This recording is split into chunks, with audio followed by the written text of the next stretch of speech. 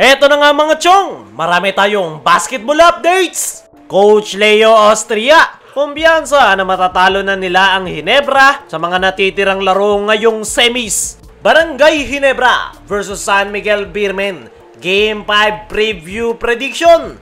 Paano mananalo ang Barangay Ginebra? Ngayong araw nga gaganapin mga chong ang importanteng laro ngayong semi-final series dahil kung sino nga yung mananalo ay isang hakbang na lang para makapasok ng PBA Finals. Pivotal point nga ang Game 5, kaya expected na mas magiging matindi yung bakbakan ng dalawang kupunan. Pero paano nga ba mananalo ang Barangay Ginebra laban sa loaded lineup ng Beermen? Hindi na nga natin patatagalin yan. Unang-una sa kanilang listahan ay kunin agad ang momentum. Sa mga pagkakatalo ng Ginebra ngayong semis ay napapansin natin ang isang pattern.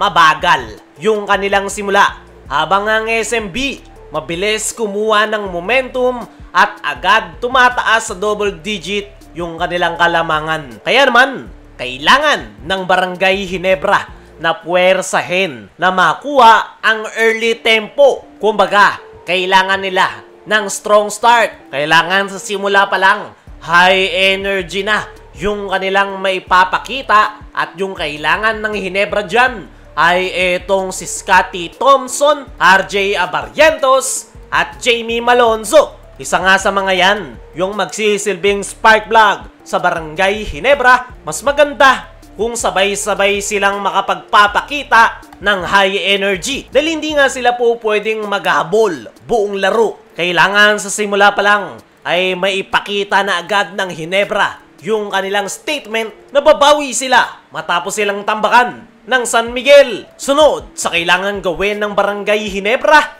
ay umiwas sa foul trouble at depensa ang susi. Isa rin sa mga naging problema ng Ginebra ngayong semis ay yung pagiging foul trouble ng kanilang mga key players. Lalong-lalo na etong si Japet Aguilar. Dahil nga sa pagiging early foul trouble ni Japet ay bumabagal yung tempo ng kanilang laro, which is pumapabor sa San Miguel Beermen dahil meron silang Junmar Fajardo. At para maiwasan yan ay ang unang kailangan gawin ay umiwas sa mga foul etong si Japet, at the same time siya rin yung aasahan pagdating sa depensa. Sa nakalipas na Game 4, naging problema ng Ginebra si Junmar Fajardo. Dominante nga ito sa loob ng painted area. Maganda yung depensa sa kanya ni Raymond Aguilar. Pero dahil sa height ni Junmar ay nagagawa pa rin itong makapuntos. Kaya naman, kailangan talaga itong si Japet Aguilar na mag-step up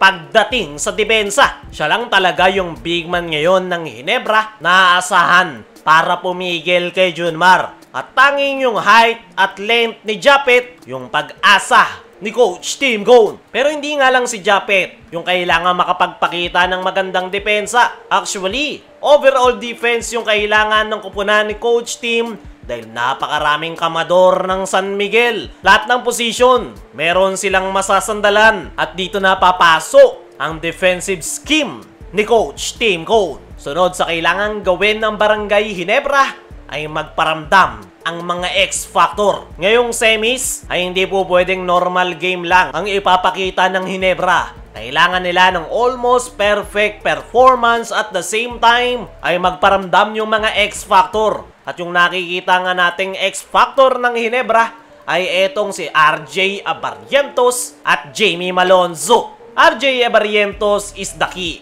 Kapag uminit nga ito sa 3-point area, ay lumuluwag ang depensa. At kapag maganda ang ball movement, ay nakakahanap siya ng mga cutting plays para kay Jamie Malonzo. Yan nga yung deadly tandem ng Barangay Ginebra sa ngayon. At kailangan nilang ulitin yung magic na nagawa nila nung nakalipas na Game 3. Yung mga pasa ni RJ at explosiveness ni Jamie ang kailangan ngayon ni Coach Tim ngayong Game 5 semis. At para sa ating game prediction mga chong, ay expect nyo na magiging bakbakan ang darating na Game 5 dahil isa yung pivotal game ngayong best of 7 semis. Kaya mga chong, sino sa tingin nyo ang makakakuha ng panalo? I-comment mo lang dyan sa ibaba. Dumako naman tayo dito sa kabilang balita. Coach Leo Austria, kumpiyansa na matatalo na nila ang Ginebra sa mga natitirang laro ngayong semis. Ngayong araw nga mga chong ay pivotal Game 5 sa pagitan ng Ginebra at San Miguel Beermen.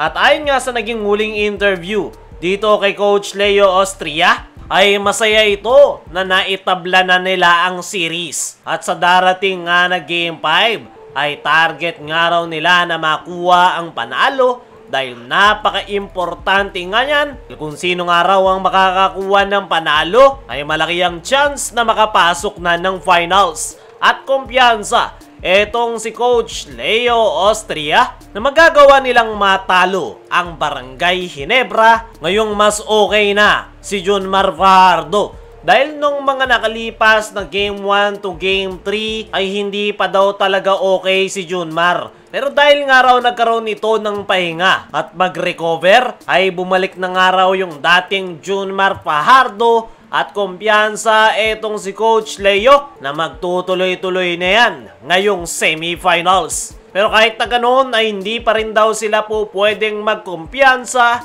knowing Ginebra na po pwedeng mabaliktad ang series. Para sa akin mga chong ay mas mahirap talagang talunin ang San Miguel ngayong mas okay na si Junmar Fajardo. Pero tingnan na lang natin kung sino ang makakakuha ng pivotal Game 5. Kayo mga chong, ano masasabi nyo sa sinabi ni Coach Leo Austria sa Barangay Ginebra? Sino naman sa tingin nyo ang makakakuha ng Game 5? I-comment mo lang dyan sa ibaba.